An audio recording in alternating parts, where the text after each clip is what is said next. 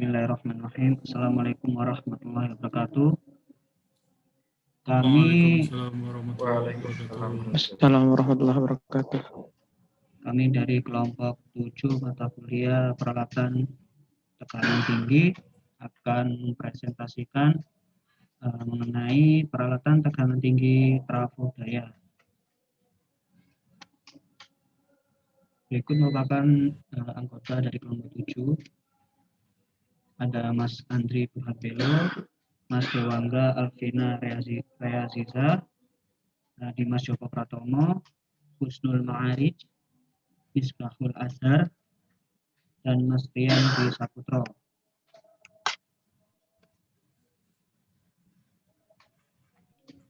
Untuk pengertian trafo tenaga akan dipresentasikan oleh Mas Andri. Silakan Mas Andri.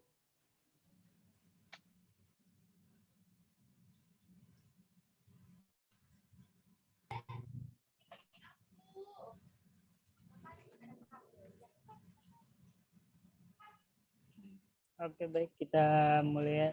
Pertama dari pengertian trafo daya atau transformator daya, merupakan peralatan yang statis secara induksi elektromagnetik, mentransformasikan daya atau arus dan tegangan sistem AC ke sistem arus dan tegangan lain pada frekuensi yang sama. Boleh dilanjut?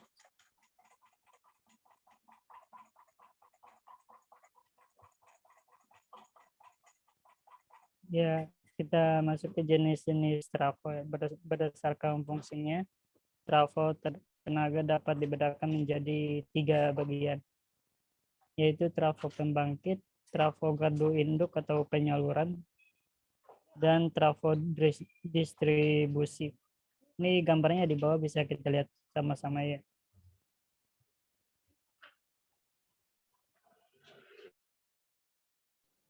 Baik, terima kasih Mas Andri atas penjelasan pada bagian pengertian dan jenis-jenis trafo. Untuk bagian-bagian trafo akan diterangkan oleh Mas Rian. Silakan Mas Rian. Ya, terima kasih Mas Joko. Materi selanjutnya yaitu bagian-bagian trafo. Yang pertama ada electromagnetic circuit atau inti besi. Gambarnya ada di bawah ya. Inti besi digunakan sebagai media mengalirnya flux yang timbul akibat induksi arus bolak-balik pada kumparan yang mengelilingi inti besi. Gambar di bawah terlihat inti besi dikelilingi oleh kumparan. Selanjutnya,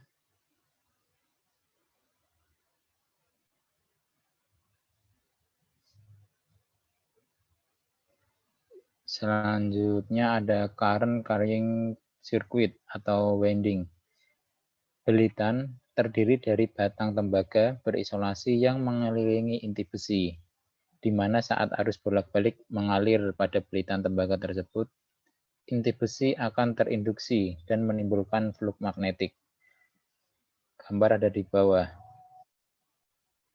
Ada RST. Selanjutnya, bushing. Bushing merupakan sarana penghubung antara belitan dengan jaringan luar.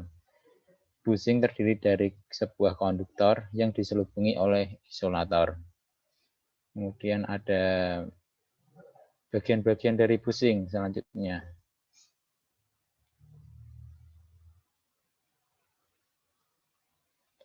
Bagian-bagian dari bushing sendiri di tengah komponen bushing ini ada konduktor atau tembaga untuk mengalirkan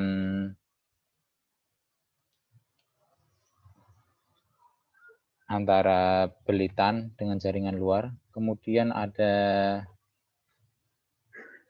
lapisan kapasitansi, ada minyak, isolasi, dan di luarnya ada keramik sebagai isolator.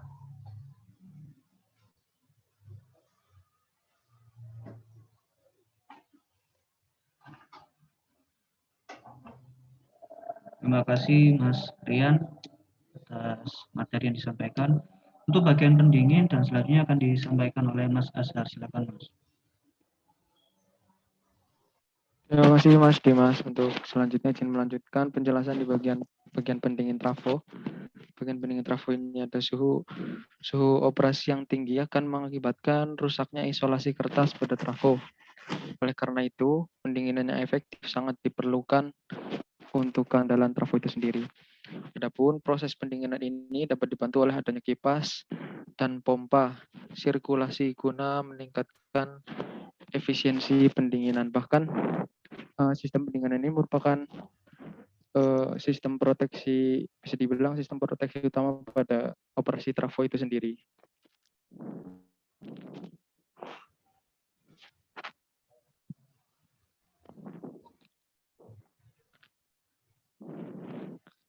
Di sini ada tabel macam-macam sistem pendingin pada trafo. Ini ada 5 macam sistem pendingin. Kemudian di sini ada medianya. Jadi sistem pendinginannya ada di dalam trafo atau di luar trafo. Nomor 1 ini ada AN, yaitu air natural. Adanya di luar trafo, sirkulasi alamiah melewati fasilitas radiator pada trafo. Dari radiator itu terdapat sela-sela bagian trafo yang dilewati oleh angin. Kemudian dari situ akan secara natural mendinginkan minyak yang bersirkulasi dalam trafo tersebut. Kemudian ada kedua, air force, bantuan sirkulasi paksa. Udara ini ya, medianya udara, yaitu dengan menggunakan kipas bantu atau kipas pendingin cooling fan pada trafo.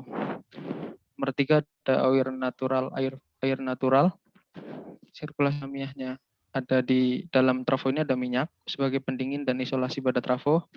Di luar trafo ada radiator yang berfungsi mendinginkan minyak yang bersirkulasi pada trafo menggunakan media udara.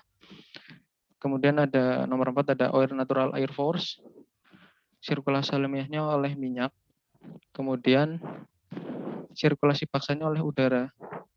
Sistem ini paling banyak digunakan pada peralatan trafo di PLN sendiri di Indonesia ya, karena mungkin lebih efektif.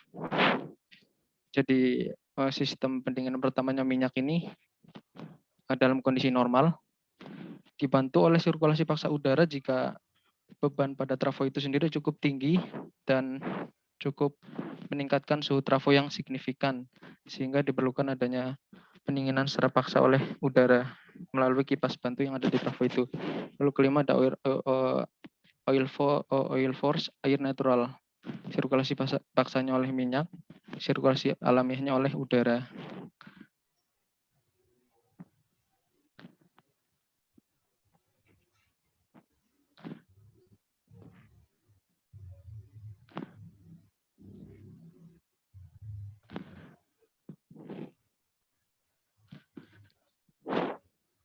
Selanjutnya ada air force, sirkulasi paksa minyak, sirkulasi paksa udara di dalam dan di luar trafonya.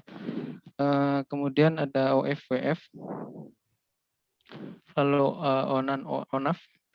Ini singkatan-singkatan ya, beberapa macam ini.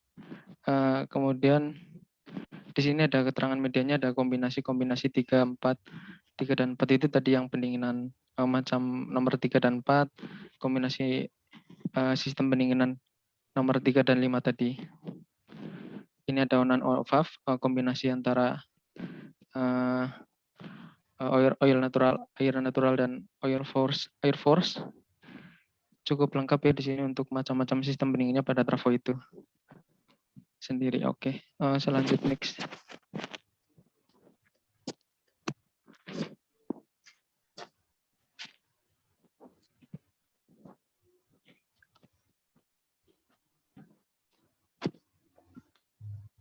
Oh ya, izin menambahkan keterangan tadi yang ONAF, oil natural air force itu paling sering digunakan di sistem PLN transmisi, bukan kalau distribusi biasanya dia air natural kalau nggak salah tuh. Oke. Kemudian di sini ada bagian oil preservation dan expansion atau konservator. Konservator ini berfungsi untuk menampung minyak ya, menampung minyak cadangan untuk sistem isolasi dan pendingin trafo itu sendiri, minyak itu sendiri. Ketika suhu minyak trafo naik, maka minyak akan memuai sehingga volumenya bertambah. Jadi ketika trafo itu memuai, minyaknya memuai dan kekurangan minyak, maka minyak yang ada dalam konservator ini akan turun untuk mengisi volume atau ruang yang ada di dalam tangki trafo itu sendiri. Konservator digunakan untuk menampung minyak pada saat trafo mengalami kenaikan suhu ataupun mengalami kebocoran, itu dalam kondisi yang tidak normal ya, sebagai fungsi cadangan jika trafo ini mengalami kekurangan minyak. Di sini ada manometer kapasitas minyak dalam konservator itu sendiri. Di sini terdapat koneksi alarm atau tripping ketika untuk operasi trafo itu ketika minyaknya mengalami penurunan kapasitas dalam konservator ini.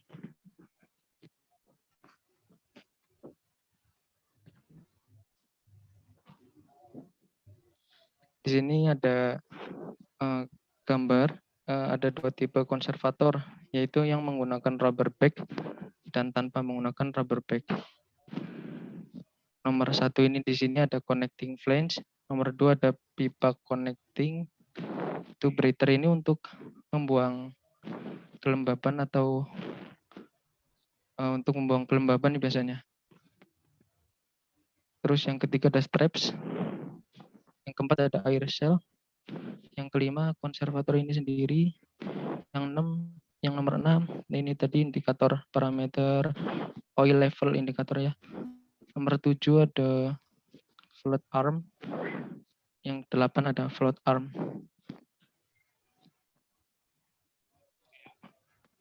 Terima kasih Mas Dimas. Silakan. Terima kasih atas penyampaiannya. Untuk pada bagian di elektrik akan diterangkan oleh Mas Husnu. Silakan Mas.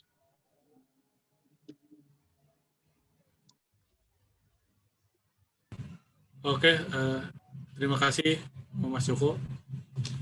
Baik, di sini kita akan coba untuk menjelaskan tentang apa itu dielektrik atau minyak isolasi trafo dan isolasi kertas.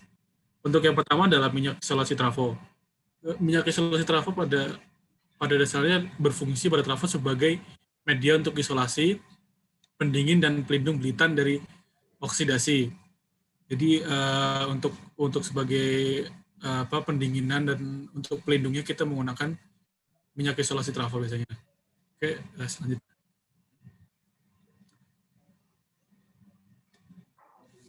Yang kedua adalah kertas isolasi trafo. Fungsi dari kertas isolasi trafo itu sendiri adalah sebagai isolasi atau pemberi jarak dan memiliki kemampuan mekanis. Jadi sebagai sekat pada trafo. Jadi untuk mengisolasi trafo itu sendiri. Oke, selanjutnya. Nah, yang selanjutnya adalah tap changer. Trafo dituntut memiliki nilai tegangan output yang stabil. Nah, sedangkan besarnya tegangan input tidak selalu sama ya. Dalam hal ini agar tercapai maka dilakukan penyesuaian rasio belitan di dalam trafo. Penyesuaian rasio tersebut itu disebut sebagai tap changer. Nah, jadi ada dua macam tap changer pada trafo, yaitu yang pertama adalah on load tap changer dan yang kedua adalah off circuit tap changer.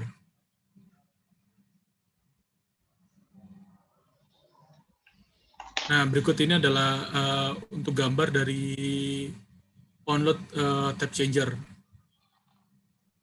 Nah, bisa kita lihat bersama-sama untuk gambarnya.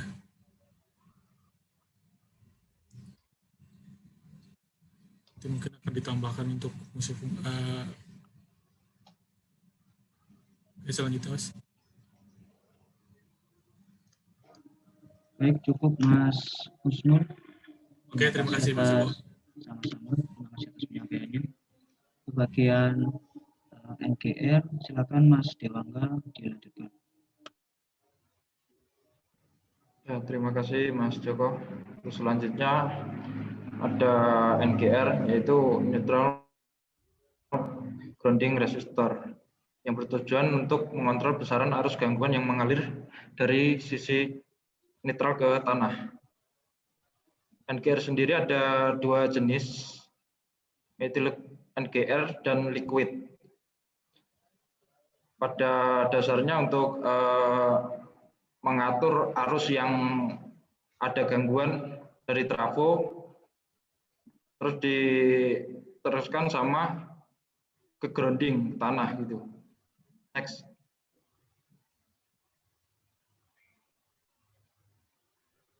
Nah ini grounding macam-macamnya. Yang sebelah kanan ada NGR dan sebelah kiri ada solid, yaitu RGN sendiri ini sebelum sebuah lilitan sekunder ya. Jadi ketika ada gangguan dari trafo, arus maupun itu digroundingkan ke tanah, dan sebelum ke tanah itu ada NGR seperti itu. Next.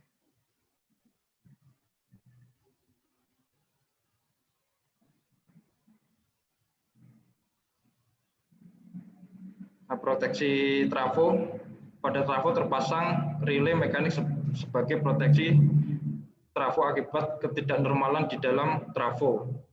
Yang pertama ada rel batch loss sebagai proteksi di main tank trafo. Yang kedua ada relay junction sebagai proteksi di OLTC. Yang ketiga ada sudden pressure sebagai proteksi di main tank dan OLTC trafo. Yang keempat ada rel terminal sebagai proteksi trafo karena suhu. Oke, terima kasih Pak Joko.